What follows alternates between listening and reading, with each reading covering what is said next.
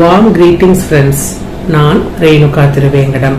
என்னுடைய எல்லா வீடியோக்களும் ஃபேமிலி லாவை மையப்படுத்தி படிக்கிற ஸ்டூடெண்ட்ஸ்க்கு ஹெல்ப் பண்ற விதத்துல ஃபேமிலி லாஸ்ல இருக்கிற செக்ஷன்ஸ் எல்லாம் என்ன சொல்லுது, அது ரிலேட்டடான லேட்டஸ்ட் ஜட்ஜ்மெண்ட்ஸ் என்ன சொல்லுதுங்கிறத பத்தி தான் வெளியிட்டிருக்கேன். இந்த வீடியோஸை பார்த்துட்டு ஸ்டூடெண்ட்ஸ் வந்து ஒரு 2 மார்க் எக்ஸ்ட்ரா வாங்கினாலும் எனக்கு ரொம்ப சந்தோஷமா இருக்கும். குடும்ப நல நீதிமன்றத்துல ஒரு மனு தாக்கல் செய்து வழக்கு தொடர்ந்து அந்த வழக்கு நம்பர் ஆகி எதிர்மனுதாரருக்கு சம்மன்ஸ் போனதுக்கு அப்புறம் முதல் வாய்தாவுக்கு எதிர்மனுதாரர் வரணுமா இல்லை எதிர்மனுதாரருடைய வழக்கறிஞர் வந்தா போதுமா அப்படிங்கறத பத்தி தான் இந்த வீடியோல நான் சொல்ல போறேன். முதல்ல அதுக்கு முன்னாடி ஃபேமிலி கோர்ட்னா என்ன, குடும்ப நல நீதிமன்றம்னா என்ன, அதன் முக்கியமான ஆப்ஜெக்ட்ஸ் என்ன, அதனுடைய ஃபங்க்ஷன்ஸ் என்னென்ன அப்படிங்கறத பத்தி பார்க்கலாம். நம்ம முதல்ல வந்து ஃபேமிலி கோர்ட்டுங்கிறது வந்து ஃபேமிலி கோர்ட் ஆக்ட் 1984 படி ஃபேமிலி கோர்ட்ஸ் வந்து எஸ்டாப்ளிஷ் ஆயிருக்கு.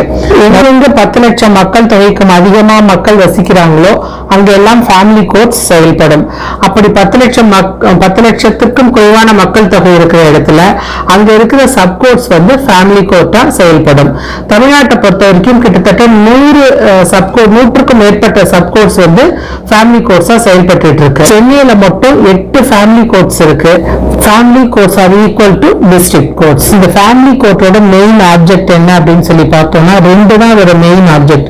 ஒண்ணு வந்து கணவன் மனைவிக்குள்ள எங்கெங்கெல்லாம் பிரச்சனை இருக்குதோ அவங்க வந்து ஒரு வழக்கும் தொடர்றாங்களோ அப்ப அவங்களுக்கு வந்து ஒரு சமரசம் பேசி அவங்க அந்த சமரசம் செய்து அந்த பிரச்சனையை தீர்த்து வைக்கணும்.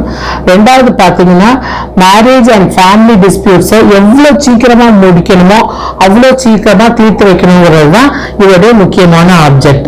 இது ஃபேமிலி கோர்ட்டுடைய மெயின் ஃபங்க்ஷன் என்ன அப்படின்னு பார்த்தோம் அப்படின்னு சொன்னா, ஒண்ணு வந்து விவாகரத்து வழக்கு நடத்துவது, 2வது வந்து இடைக்கால ஜீவனாம்சம் மற்றும் நிரந்தர ஜீவனாம்சம் வழங்குவது, 3வது வந்து வழக்கு நடத்துவதற்கான செலவு தொகையை வாங்கி தருவது, 4வது பாத்தீங்கன்னா சைல்டு கஸ்டடி மற்றும் விசிட்டேஷன் ரைட்ஸ் அதுக்கான தீர்ப்பை தருவது. அது இல்லாம இதர ஃபேமிலி டிஸ்பியூட்ஸை தீர்த்து வைக்கிறது தான் இதோடைய ஃபேமிலி கோர்ட்டுடைய மெயின் ஃபங்க்ஷன். ஃபேமிலி கோர்ட்டின் கீழே எந்தெந்த சட்டத்தின் கீழே வழக்குகள் நடத்தலாம் அப்படின்னு பார்த்தா, இந்து திருமண சட்டம் 1955, Hindu adoption and maintenance act 1956, Hindu minority and guardianship act 1956, special marriage act 1954, Indian divorce act, guardians and wards act and cases filed under section 125 of CRPC. இந்த சட்டத்தின் கீழே வர வழக்குகள் அத்தனையும் ஃபேமிலி கோர்ட்ல நடக்கும். சரி, இப்ப நான் ஏற்கனவே கேள்வி கேட்டிருந்த சொல்லியிருந்தேன் இல்லையா, இந்த வீடியோல எதை பத்தி பார்க்க போறோம் அப்படின்னு சொல்லிட்டு. இப்போ ஃபேமிலி கோர்ட் எங்கெங்க எஸ்டாப்ளிஷ் ஆயிருக்கோ, அதாவது 10 லட்சத்திற்கும் மேற்பட்ட மக்கள் தொகை வசிக்கிற இடத்துல ஃபேமிலி கோர்ட் இருக்கும்னு நான் சொன்னேன். அந்த மாதிரி இருக்கிற இடத்துல குடும்ப நல வழக்குகள்ல பார்ட்டி இன் பர்சன் தான் கண்டிப்பா அட்டென்ட் பண்ணணும். முதல் வாய்தாவுக்கு கண்டிப்பா எதிர்மனுதாரர் அட்டென்ட் பண்ணணும். அவனுடைய வழக்கறிஞர் முதல் வாய்தாவுக்கு வழக்கறிஞரும் வரலாம், ஆனா எதிர்மனுதாரர் அவசியமா வரணும். அந்த மாதிரி வரல அப்படின்னா எக்ஸ்பார்ட்டியா தீர்ப்பு வந்துடும். அந்த மாதிரி எக்ஸ்பார்ட்டியான தீர்ப்பை 30 நாட்களுக்குள்ள அவர் வந்து செட்டிசைட் பெட்டிஷன் போட்டு திரும்ப அந்த வழக்கை அவர் எடுத்து நடத்தலாம்.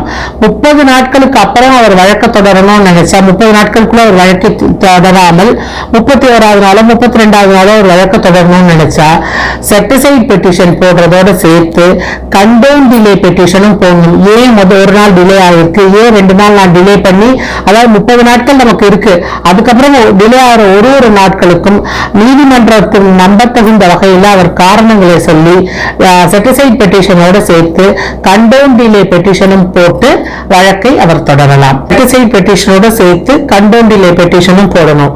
அந்த பெட்டிஷனை கோர்ட் அலோவ் பண்ணுச்சுன்னா அவர் வந்து அந்த வழக்கை தொடரலாம். இது ஃபேமிலி கோர்ட் இருக்கிற இடத்துல கண்டிப்பா முதல் வாய்தாவுக்கு எதிர்மனுதாரர் வரணும். எங்கெங்கெல்லாம் ஃபேமிலி கோர்ட் இல்லையோ, சப்கோர்ட் வந்து ஃபேமிலி கோர்ட்டா செயல்படுதோ அப்போ அந்த எதிர்மனுதாரருடைய வழக்கறிஞர் வக்காலத்துல கையெழுத்து வாங்கிட்டு எதிர்மனுதாரருக்கு பதிலாக அவர் ஆஜராகலாம். அங்க பார்ட்டியின் பர்சன் கிடையாது. சப்கோர்ட்ஸ்ல எதிர்மனுதாரருக்கு பதிலாக அவருடைய வழக்கறிஞர் ஆஜராகலாம். வக்காலத்து வாங்கிக்கிறதுனால சப்கோர்ட்ஸ்ல, அதாவது மொஃபசல் கோர்ட்ஸ்ல பார்ட்டிக்கு பதிலாக வழக்கறிஞர் வழக்கை நடத்தலாம். ஆனா சென்னையை பொறுத்த வரைக்கும் ஃபேமிலி கோர்ட்ல பார்ட்டி இன் பர்சன் தான் எதிர்மனுதாரர் முதல் வாய்தாவுக்கு கண்டிப்பா வரணும்.